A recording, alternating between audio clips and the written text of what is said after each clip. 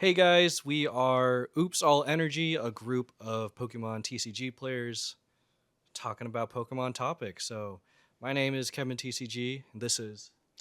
Jacob. And Jovani. And we all been playing Pokemon for quite a while. We all actually met at the same time at our local card shop, Tabletop Village. I've actually known Jovani since we were kids, and then we met Jacob like on our first tournament there playing. So, we've all just kind of been hanging out together and experiencing the TCG together as a group and going through all the ups and downs and a lot of negatives and some positives. So today we are going to be talking about Pokemon regionals. What's going on with Pokemon regionals, our experiences, and the upcoming regional, Seattle regional. So, without further ado, I guess we'll kind of go over our first regionals experience. So, for me, my first regional was in LA Regionals 2024. What about you, Jacob? My first regional was Sacramento of 2023. So that was like 2.5 years ago now, almost. That was like October. Yeah, October of 2023. So I've been to 8 regionals before. Yeah, this is about to be my ninth one now for our new local one coming up. So Wow. Yeah, no, I went with Kevin back in LA in 2024. So, yeah, haven't been to many regionals, and I'm pretty excited about this upcoming one. Yeah, I think Giovanni and I have only been to two regionals. This will be our third one. I guess we'll go over our experience of like our first time at regionals and what we were expecting and what we actually came through and saw. So, at least for me, I was totally expecting like 8 rounds. I'm gonna sit there all day, and I'm gonna be fine. Like I'm gonna have granola bars. I'm gonna be fine. I'll be fine mentally. It's like I play locals every week. Was that the case for you guys? no, I was not fine. My first ever regional was I went completely by myself.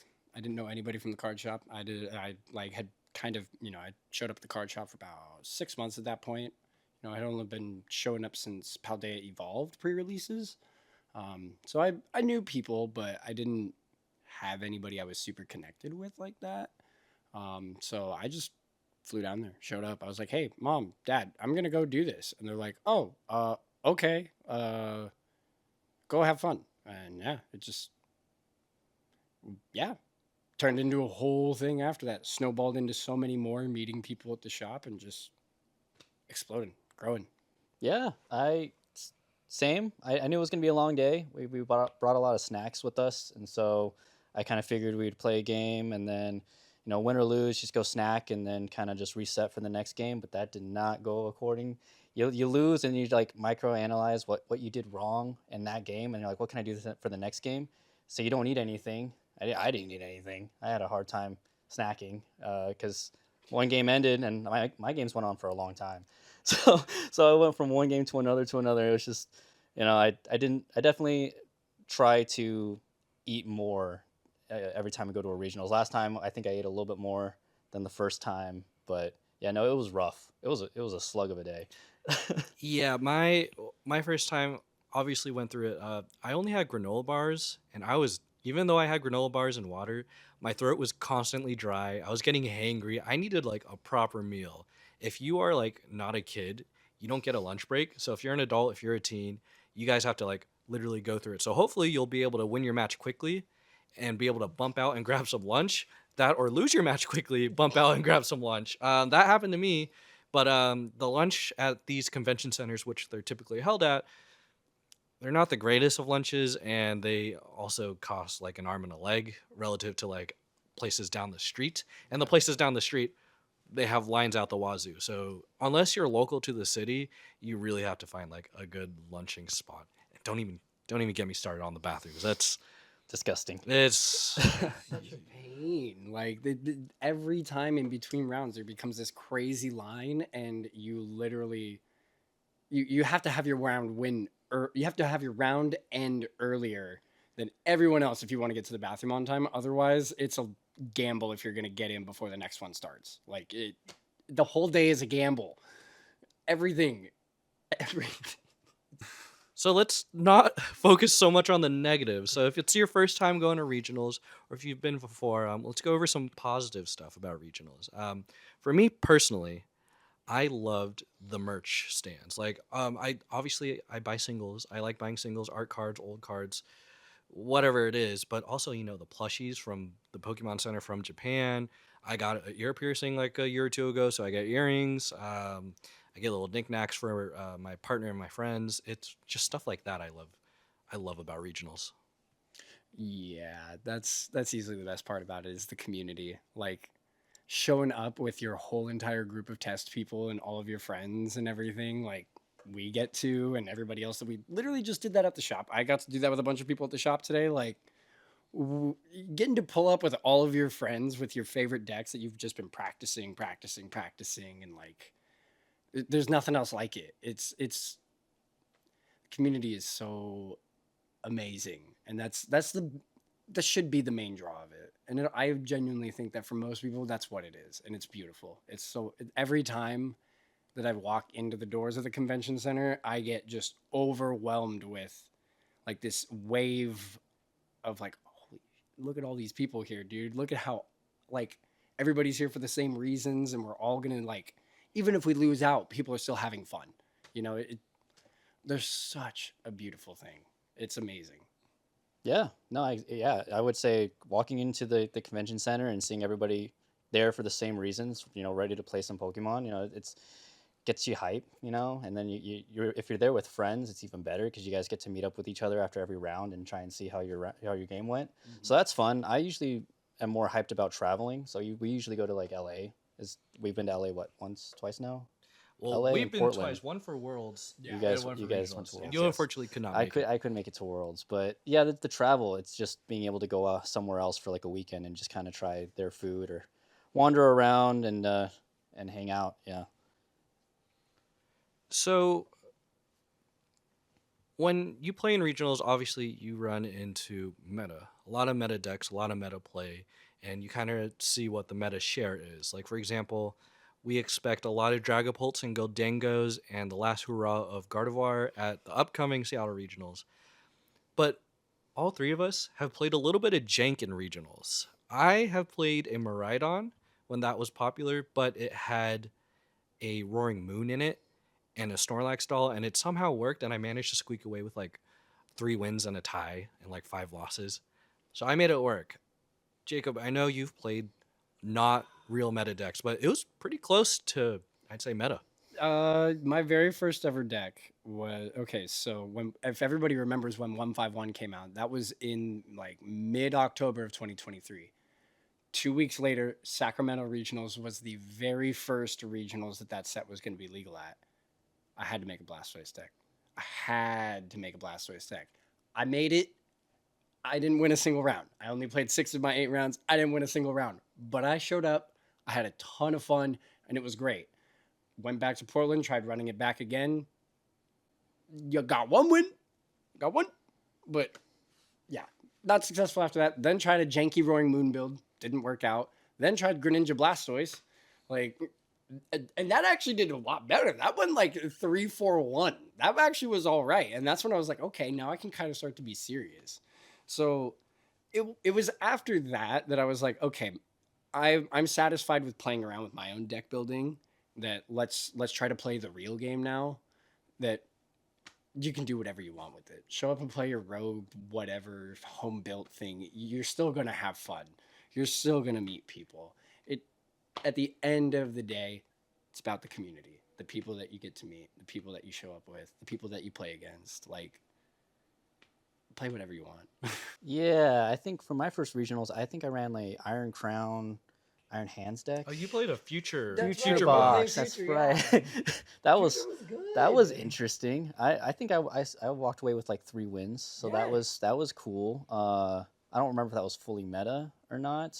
It was on the fringe. At the time, it had been like just after like it was just post Roto from that time, and both times that future Pokemon have been available at rotation times is when they're at their best. Yeah. Like so, it was doing pretty good then. I mean, was it top tier meta? No, but it was still a viable choice, and people were running around with it. It was a fun deck. It I it was messed with fun it to too. play. Yeah, Yeah. I would agree. And So much fun. the second deck I ran was a donk deck. Yeah. That's right. I was just trying to donk somebody. That was my whole goal of that regionals, was to just win a game by donking somebody, and I did it. I did it later into the tournament. I think it was round 7. So like everyone there was already losers. So we're just like we're all here just to have fun at this point. So you were 0-7 at that time. I wouldn't say, oh, I think I won one game. One in One in, one in like, 6. I was 1-6, yeah. And hey, but it happened, all right. I won by a donk, and I was pretty happy about that. So our goals. We hit our goals. so speaking of like jank and donk, we're rolling into Seattle regionals. What are you bringing, Jovani? I'm bringing a mill deck. I'm bringing a wood trio mill deck, and I'm trying to make it as aggressive as possible. I'm not really a huge fan of meta decks, and I think playing a mill would be really fun to try and win by making sure that the opponent has no cards left in their deck. I think that'd be a fun way to win. Frustrating it's a frustrating loss for your opponents. Oh, extremely. Like, oh, you just milled the cards you need. Oh, how are you gonna Sucks. play the game? You thought you were gonna play the game? Oh, I'm sorry, dude. It's all prized and it's milled at the house. Yeah. No, I'm pretty excited about it. What are you gonna bring to Seattle? Big bad lizard man. Big bad lizard man. He's just in such a good position. His Charizard is doing so ridiculously well. The deck is incredibly consistent. Whatever, man. Like that unified beatdown from being able to get 240 pops on Dusknoir. Like I was playing against the Dragapult and he thought he had me, and then I come up with Terapagos, pop the Dusknoir on the Dragapult, hit with 240 for Terapagos after I benched something else, and he's like, "Oh, wait, what?" And I was like, "Yeah, this deck can still return back too." It's got so many good matchups. It does really well into Guardy. It does good into Zoroark. It does good into most other decks. I feel like the only issue it really has would be against, like, I don't know, Venusaur. But, like, who's playing Venusaur anymore, to be honest? And that's okay. Like, Venusaur's still cool. It's just that I'm gonna, like, if I get set up first, it's over. So, like, yeah. It's just such a good solid pick right now. Everybody in Europe has been running it. Like, a lot of it was present at EUIC. So, like, gotta go for it. Is this just a straight Charizard deck? Or? No, so it's Charizard, Terapagos, Noctowls, Okay. Pidgeot, and the Dusknoir.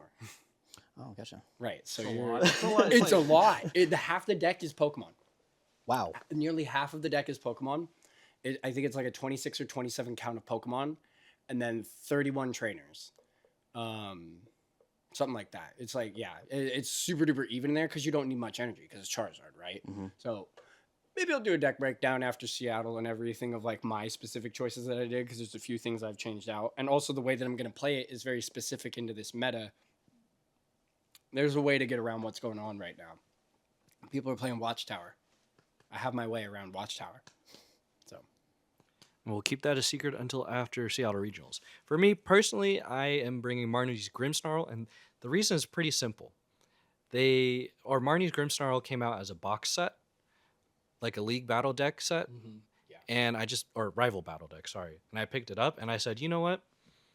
I'll make a meta deck out of it. And then I made a video about it, combining the Trainer's Toolkit and Marnie's rival battle deck, combine them together. I only added like 1 or 2 card from the toolkit, and then I had to source everything else from my bulk. And I already had like a meta ready deck ready to go, so I've been playing with that for quite a while now. I think the first time I took it to locals, I went 0-4, so I dropped. And the second time I had like 1 win, and then most recently I had 2 wins. And I'm like, okay, I'm feeling better. I'm climbing the ladder in live, but ladder's in Ascended Heroes format, and for Seattle regionals, you can't play Ascended Heroes format. So I'm fighting through a lot of grass type decks right now, and it's an okay time. But yeah, Marnie's Grimmsnarl. I'm so ready to hurt my brain and forget to use Frostlass's ability each time and say, oh yeah, don't forget we have to put the 10 damage counter on your ability Pokemon.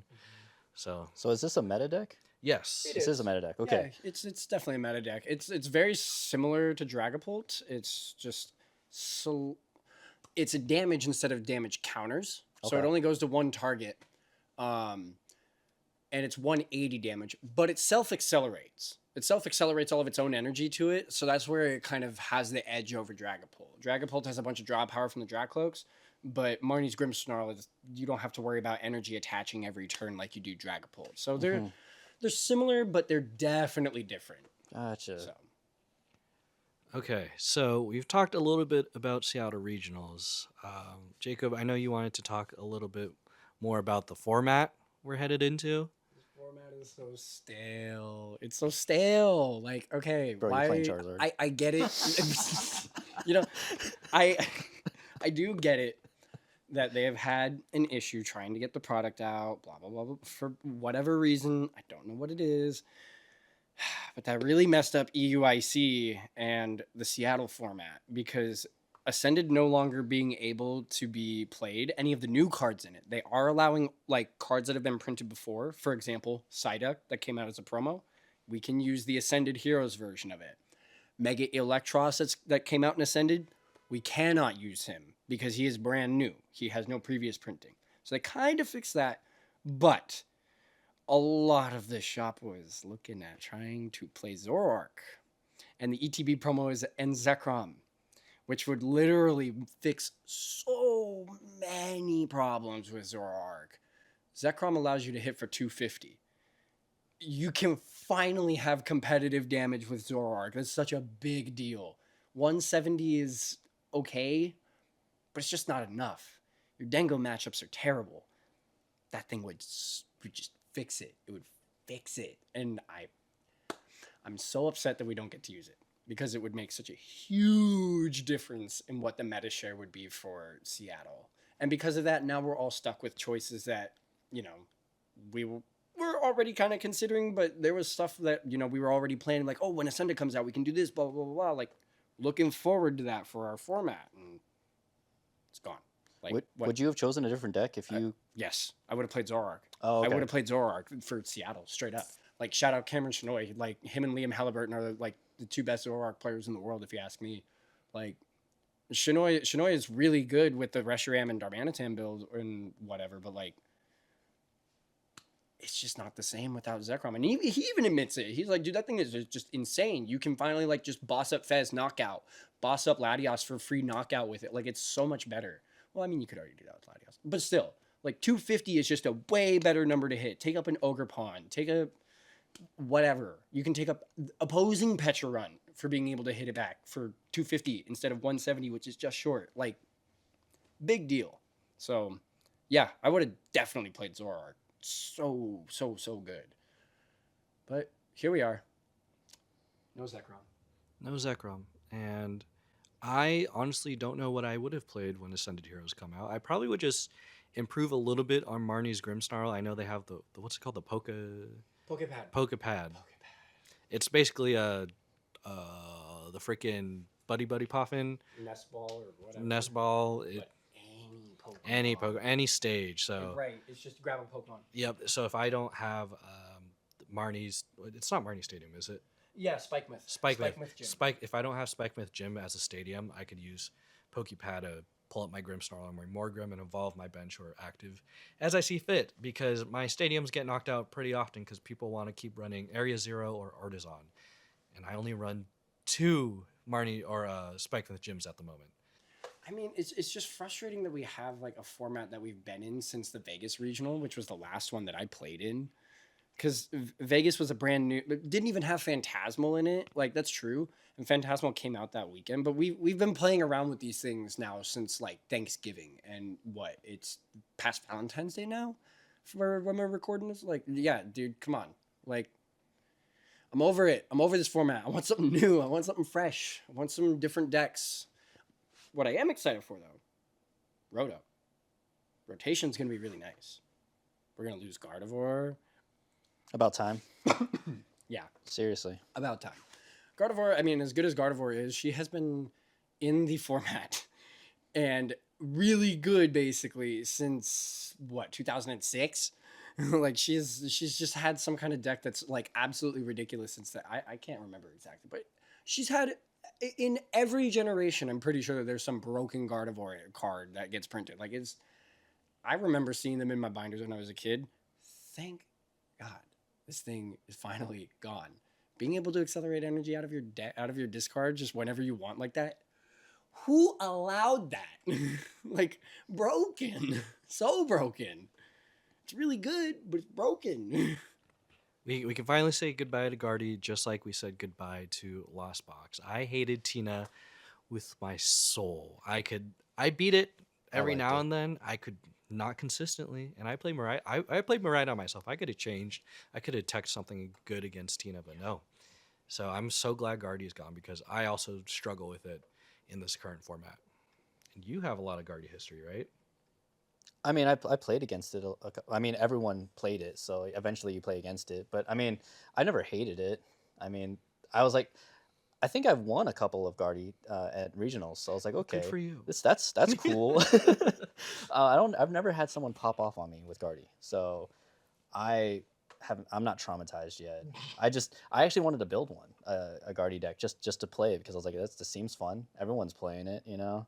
But I mean, I'm glad it's gone. It's going out of rotation because that's all I've ever seen, you know. And the top 10, top 5 is like some sort of Guardy, you know. It's nice to eventually switch up the meta and stuff. But I mean, Charizard. Yeah, I hate Oh, Charizard. yeah. Don't I get hate me wrong. Charizard more than Guardy. Don't get me wrong. It's had its time too. Charizard was super dominant in that first year of Scarlet and Violet. As soon as he came out for like the next 8 months, it was just Charizard, Charizard, Charizard, Charizard. Like it was taking stuff like crazy. I'll admit he needs to go too. I'm only doing this because I need to finally make something of myself. Okay, That's fair. I mean, do you expect? Are you trying to make it to day 2? You dead think set? you? Dead set. I think that deck can easily make a day 2, especially in a best of 3. Go ahead and play your Watchtower on me. Go ahead and play your Watchtower on me. I have my answer. I know what I'm doing. Huh? I know what I'm doing. Confident. Oh yeah, Extremely confident. very. I'm ready. I'm so ready for this tournament. Okay, so let's stop talking about Seattle regionals and let's kind of go back to the basics of regionals. So obviously we talked about how hungry we were. What is one thing you wish you've done heading into your first regionals? I made a video about this. Go ahead and check it out. Description or the link in the description below. But I think I'd have to say, honestly, we mentioned it before, but like food and bathroom stuff. I'm not gonna say food. Actually, when you explore the convention center, find the nicer bathrooms. There are for the guys. There's some urinals without the dividers, and I cannot do that. So I have to go around and find the proper ones. And like some of those bathrooms on the floor, the competitive floor or the competing floor, unfortunately, some of those floors get really sticky. Yeah, dude. So it gets really bad. So find the nice bathrooms just for your own sanity. Like walk out and like maybe go upstairs or go downstairs wherever this facility is. Just find a nice bathroom. I don't know. I enjoy, you know, try and take a piss and then some guy talking to me about my round. Like what? And I'm like sitting over here like, dude, we're just like locking eyes at each other like, huh. Yeah, that's wild. It didn't go well. Yeah, I lost. So, I mean, I don't see a problem with it. I would say the thing I really wish that I would have done going into my first regional is like just straight up knowing how much like people really cared to make your experience good. Cause like as much as there are people that are there to win and play in the tournament and they don't care about what other people there's so many people that you're gonna play against and come across that like they want to help you learn. They want to help you figure out the game better. Like, oh, like, you know, if you would have done this, you could do this and blah, blah, blah, blah, blah. Like, if it's your first regional, they're going to point more things out to you than, you know, chide you for it, you know, after the round, of course. They're not going to give you that in the middle of the round, of course. But the community is just so welcoming and friendly and helpful that I don't think I've ever come across an opponent at a regional that I genuinely could ever have any sort of like criticism or problem with, if any kind. I I wish I would have known that going into my first regional, because then I'd have the contact info of a lot of the other people that I met at that regional. I would have stayed a lot more connected with them. When I've seen a few of them sometimes at a regional, I'm like, yo, you might not even remember me, but I remember you, and you gotta trust me. Like, this was this regional and blah, blah, blah, blah, blah, and I was playing this deck, and you were playing that deck. Literally just happened to me back in, was it Vegas, or was it, I think it might have been, no, it was Portland. It was the previous, this last Portland, where I played against a guy, and I was like, wait a minute.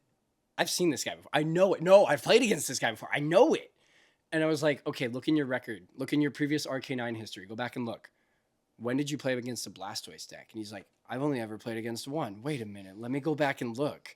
He goes through his RK9, round 2 of Portland, like a year and a half before, right there. We had played against each other before. That's crazy. Like, that's how cool this stuff gets. Because like, he had beat me the first time around, and not only did I reconnect with this guy, but it came full circle and I beat him. Right? Revenge. Like, that's the beauty of this game. These people that you just meet randomly, you never think you're gonna see them again, and then all of a sudden, a year and a half, 2 years later, you're at the same table beating him. Like, who would have thought?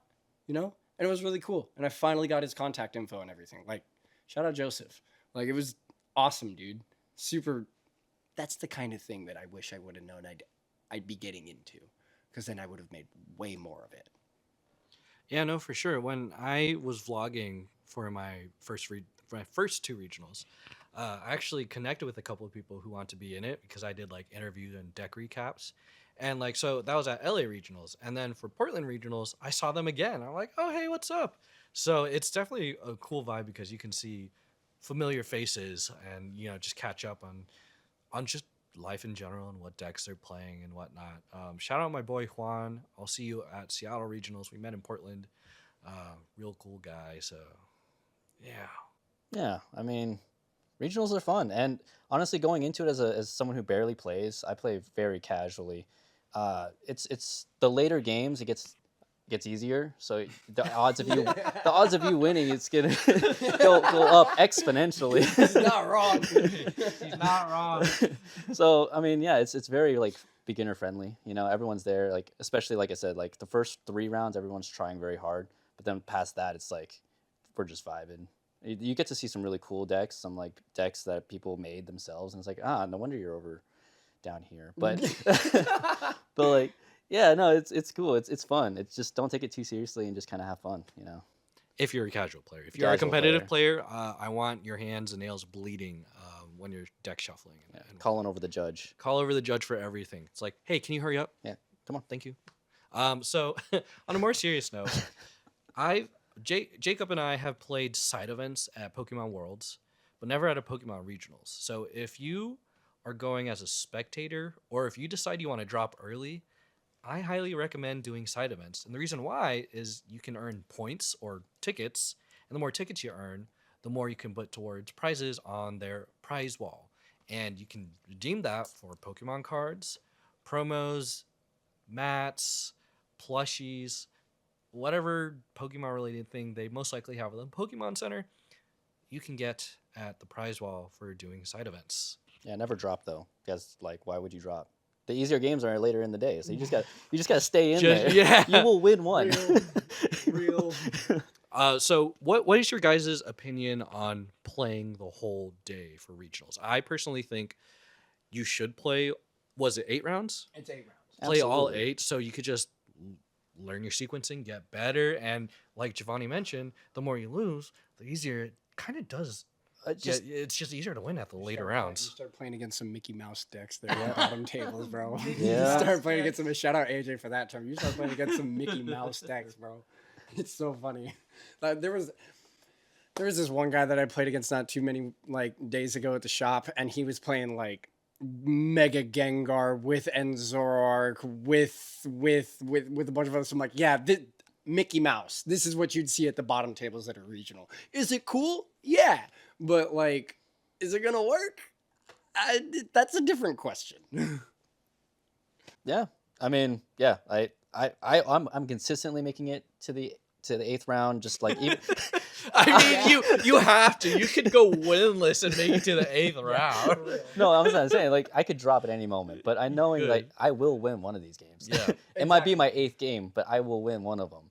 And I mean, I think it was my first regionals. You know, it was like it was round 7, and this guy was handing out cancer ribbons, but they were mental health ones because everyone we were at the last tables because we suck. So he's like, here you guys go. It's You like, guys. oh, that's really you nice. guys, Oh, that's why. That's why. You know, That's funny. yeah, it was cool, but it was like, you know, like you meet a lot of cool people who obviously are just like, usually are like, oh, I'm just hanging out with a friend and they just gave me a deck to just play, you know, like they're not actually trying. Didn't you play like against a grandma? I did. That was my donk win. I felt really bad because I was like torn between teaching her how to play the game, but also like I just got to donk her. I just need to do it just one. I just need one. Yeah, no, I mean, and that's the thing is like meeting those people and they're still playing, and she was having a great time. You know, Yeah. I forgot what deck she was playing. I think it was Miraidon or something. Charizard. No, no. That's hilarious. One tidbit. One of my opponents actually cheated, and that was shocking. Is that the one I think it is? Maybe. So I was playing, and I think my opponent like misshuffled, so we called a judge over. That's right. And the judge was like, okay, yeah, I'm just gonna let you shuffle this and do this and that.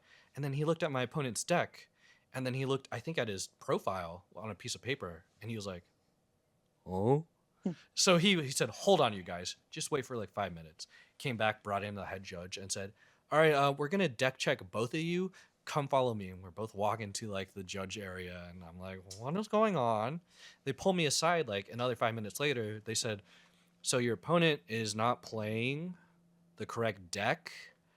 He submitted like, I don't know, like he submitted a Garantina deck, but he's playing a Dialga deck, and that's an automatic win for you. So he's gonna take the loss here for technically cheating. I was like, whoa. So when you are, what my opponent said, he swore he submitted it on RK9, but his girlfriend did something. So Yeah, sure. make sure you submit your deck lists. You double check. You double check. 4 or 5 times. You make that list and then you submit. Like you just no chances. No chances. Like personally, no way. You gotta ensure that you make that thing submitted properly. Like So as far as like submitting your deck properly, you do have to. The type of card that you have, like an illustration rare, that matters, right? yes, I yes, see that- for a that got Pokemon- me the for first a time. Pokemon that matters. For Okay. trainers, it doesn't matter because for trainers, for example, like Super Rod, I could play a Super Rod back from the Legendary Collection from 2000. It's been errata to say the same thing in the rule book. So like even though the text on the old copy says, "Oh, flip a coin if its heads put an energy, if its tails put a basic," no, it does what the new Super Rod does. As long as the regulation mark of what's in rotation is noted by judges and the card's name says the name, for trainers, it's good.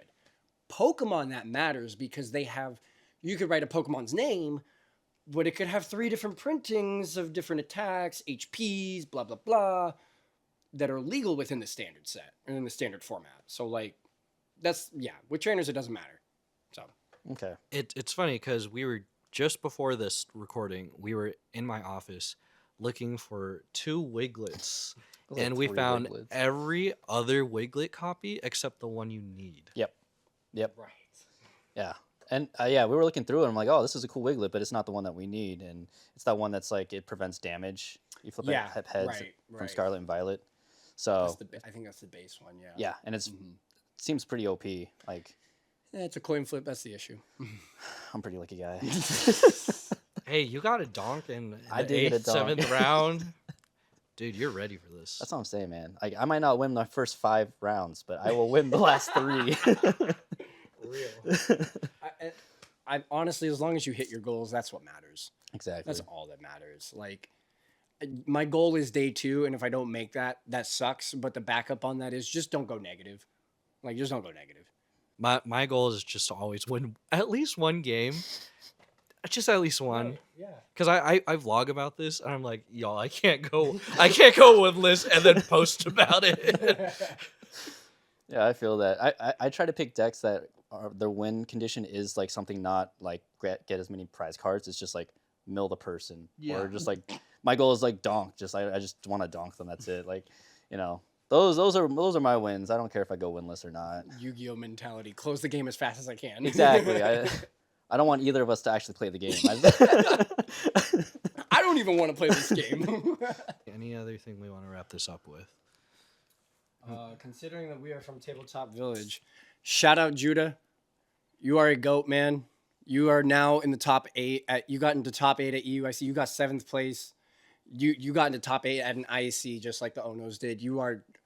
Don't listen to anybody. You are in those upper echelons, bro. I am so proud of you. Kenji, Annabelle, you both did great too. Always so proud of you both. This whole shop, man.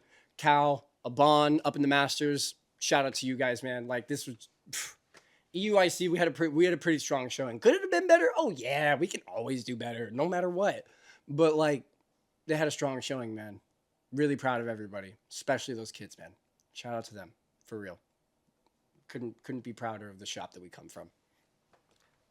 My final statement is I really hope Ethan's Typhlosion comes back into the meta, because Typhlosion is my favorite Pokemon. I had a lot of fun playing that deck, but right now I cannot play it. And people come up to me and saying, "Why are you playing Ethan's Typhlosion?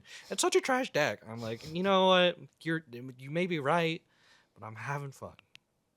Any last words? I'm pretty excited for regionals, Seattle. I feel like the odds of me milling someone out is pretty high, and I'm pretty excited about that. I don't care about winning, but I really want to ruin someone's day.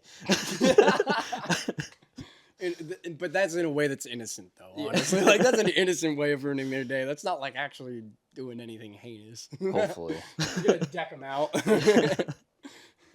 And with that being said, we are Oops All Energies, and we'll see you guys sometime in the future. Yeah. Bye.